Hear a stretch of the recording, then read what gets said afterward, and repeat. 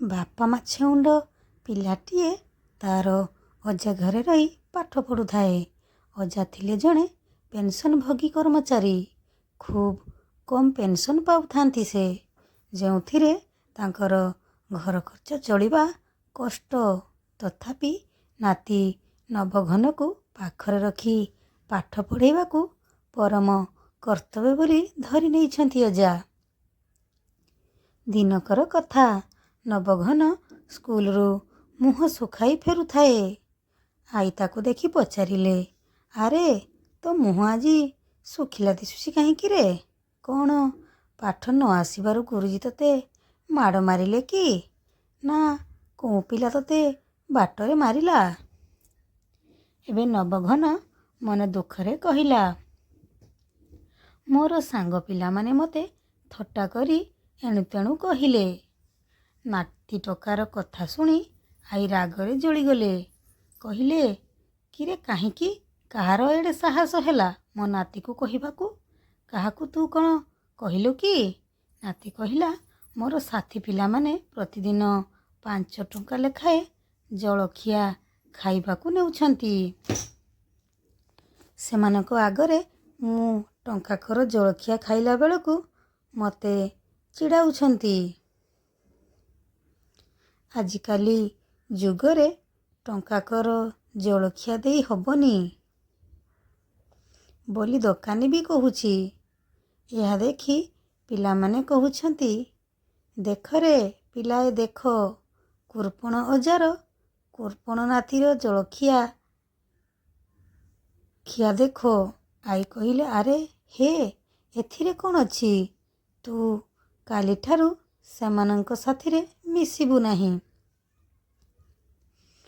ଆମ ପାଖରେ ତ ଅନ୍ୟ ଲୋକଙ୍କ ଭଳି ଟଙ୍କା ପଇସା ବେଶୀ ନାହିଁ, ତେଣୁ ବେଶୀ ଖର୍ଚ୍ଚ କରିବା କୋଉଠୁ? ଆଈ ଏଭଳି ପରାମର୍ଶ ଦେଇ ବୁଝାଇ ଦେଲେ ସିନା। ନବଘନର ମନ ବୁଝିଲା ନାହିଁ। ଏଥର ନବଘନ ଆଈଙ୍କ କଥା ମାନି କାହା ସାଥିରେ ସିନା ମିଶିଲା ନାହିଁ, ହେଲେ ଖେଳ ପଡ଼ିଆରେ କି ସ୍କୁଲରେ ବିନା ସାଙ୍ଗରେ ତାକୁ ଆଦୌ ଭଲ ଲାଗିଲା ନାହିଁ। ଶେଷରେ ସେ ଠିକ୍ କଲା, ପ୍ରତିଦିନ 5 ଟଙ୍କା ନେଇ ଜଳଖିଆ ଖାଇବ ଓ ସାଙ୍ଗସାଥୀ ମେଳରେ ହସି ଖେଳି ସମୟ କଟାଇ ଦେବ। ଦରକାର ହେଲେ ପଇସା ପାଇଁ ଚୋରି କରିବ ସିନା, ସାଙ୍ଗ ମେଳ କଦାପି ଛାଡ଼ିବ ନାହିଁ।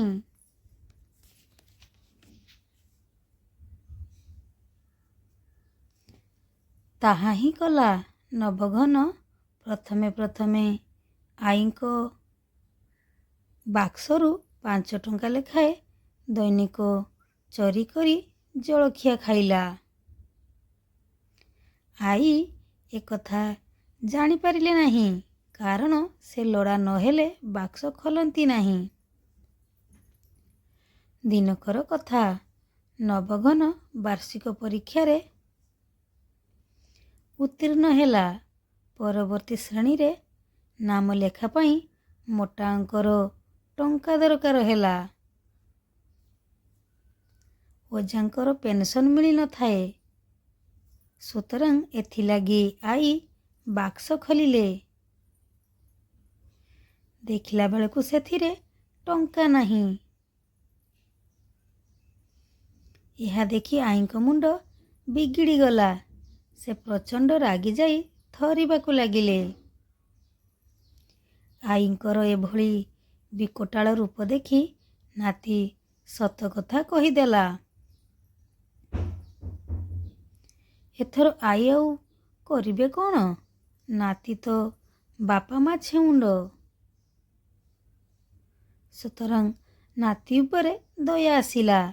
ତହୁଁ ସେ ନାତିକୁ ବୁଝେଇ ଦେଲା ଭଳି କହିଲେ, ବୁଝିଲୁ ନାତି, ଚୋରି କରିବା ଠାରୁ ଖରାପ କାମ ଏ ଦୁନିଆରେ ଆଉ କିଛି ନାହିଁ।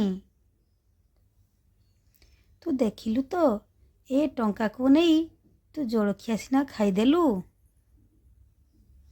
ହେଲେ ତୋ ପାଠପଢ଼ା ପାଇଁ ଟଙ୍କାଟିଏ ନାହିଁ। ଏବେ ତୁ କହ କେଉଁଟା ବଡ଼ କାମ, ତୋ ଜଳଖିଆ ଖିଆ ନା ପାଠପଢ଼ା? ପାଖରେ ଥାଇ ଅଜା ସବୁ ଶୁଣୁଥିଲେ। ତହୁଁ ସେ ନାତି ଉଦ୍ଦେଶ୍ୟରେ କହିଲେ,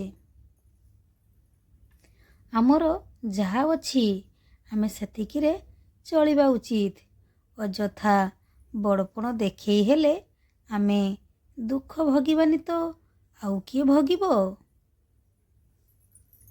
ଏଥର ନବଘନ ଏବେ ନିଜ ଭୁଲ ବୁଝିପାରିଲା।